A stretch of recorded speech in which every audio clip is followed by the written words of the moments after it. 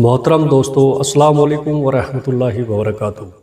میرے پیارے عزیز دوستو، تم اپنے کردار کو اتنا بلند کرو کہ دوسرے لوگ دیکھ کر کہیں اگر امت ایسی ہے تو نبی کیسے ہوں گے۔ جہاں پر بار بار اپنی باتوں کی صفائی دینی پڑے وہ رشتے کبھی گہرے نہیں ہوتے۔ خود کو اللہ کے راستے سونپ دو، پھر چمکتی ہوئی قسمت دیکھو۔ کتنے عظیم ہوتے ہیں وہ لوگ جو دوسروں کا دکھ اپنے دل میں سما لیتے ہیں، لیکن اپنے غم صرف اپنے رب کو ہی بتاتے ہیں۔ اگر تو چاہتا ہے کہ اللہ تجھے بخش دے تو اللہ کی مخلوق کے ساتھ نیکی کر۔ اے ایمان والو، جب جمعے کے دن نماز کے لیے اذان دی جائے تو ذکر الہی کی طرف دوڑو اور خرید فروخت چھوڑ دو۔ تمہارے لیے یہی بات بہتر ہے اگر تم علم رکھتے ہو۔ جو دوسروں کے غم سے بے غم ہے وہ انسان کہلانے کا مستحق نہیں۔ کسی اور کسی طرح بننے سے بہتر ہے کہ تم اپنی ایک پہچان بناؤ۔ کسی اور کی طرح بننے سے بہتر ہے کہ تم اپنی ایک پہچان بناؤ۔ کوشش کرنا مت چھوڑو، یقین رکھنا مت چھوڑو، کبھی ہمت مت ہارو۔ تمہارا دن بھی آئے گا۔ ہمیشہ اپنے دل کی بات مانو، کیونکہ وہ جانتا ہے کہ تمہیں اصل میں کیا کرنا ہے۔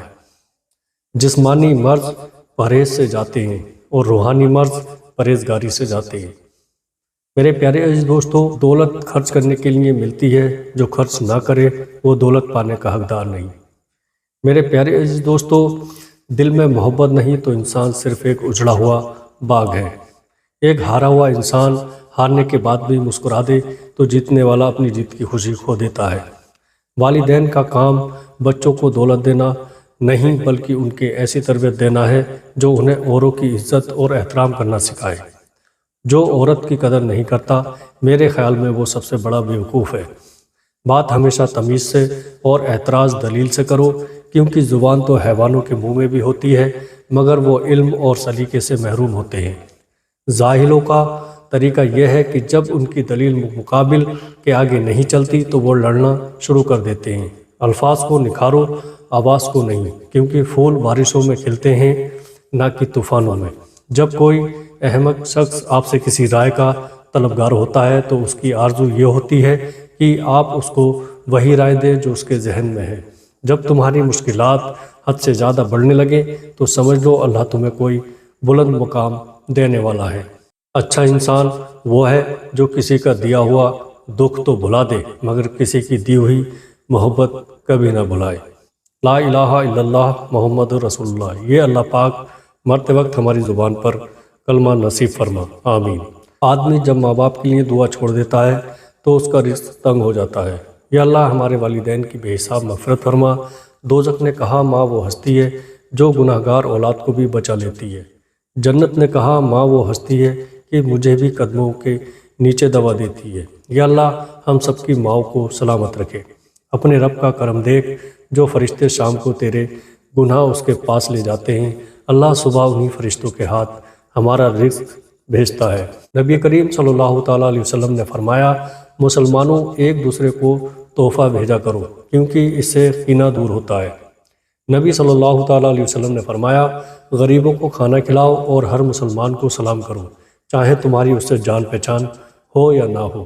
نبی کریم صلی اللہ تعالیٰ علیہ وسلم نے فرمایا، لوگوں پر ایک ایسا زمانہ آئے گا کہ انسان کوئی پرواہ نہیں کرے گا کہ جو اس نے حاصل کیا ہے وہ حلال سے ہے یا حرام سے ہے۔ میرے پیارے عزیز دوستو، گفتگو ایک ایسا عمل ہے جس کی وجہ سے انسان لوگوں کے دل میں اتر جاتا ہے یا لوگوں کے دل سے اتر جاتا ہے۔ پیارے عزیز دوستو، اللہ کو بھول گئے لوگ روزی کی فکر میں، تلاش رزق کی ہے اور رزق دینے والے کو بھول ہی گئے۔ مشورہ لینا بری بات نہیں مگر اس پر بغیر سوچے سمجھے عمل کرنے سے انسان اپنا نقصان کرتا ہے۔ ہزار غلطیوں کے باوجود آپ اپنے آپ سے پیار کرتے ہو تو پھر کسی کی ایک غلطی پر اسے نفرت کیوں کرتے ہو؟ نبی کریم صلی اللہ تعالیٰ علیہ وسلم نے فرمایا، میرا دل چاہتا ہے کہ سورہ یاسین میری ہر امت کے دل میں ہو۔ جب اللہ کسی سے ناراض ہوتا ہے تو اسے اپنے سے غافل کر کے کسی ایسی چیز کی طلب میں لگا دیتا ہے جو اس کی قسمت میں نہیں ہوتی۔ حسد کرنے والے کے لیے بد دعا کی ضرورت نہیں، کیونکہ وہ پہلے ہی حسد کی آگ میں جل رہا ہوتا ہے۔ عورت کا مرد کی زندگی میں اتنا داخل ہونا چاہیے جتنا کھانے میں نمک، زیادہ نمک بھی زہر ہوتا ہے۔ جو دوستی اور محبت انسان کو اپنے اللہ سے دور کر دے اس سے بچو، کیونکہ اس سے بڑھ کر کوئی دشمن نہیں۔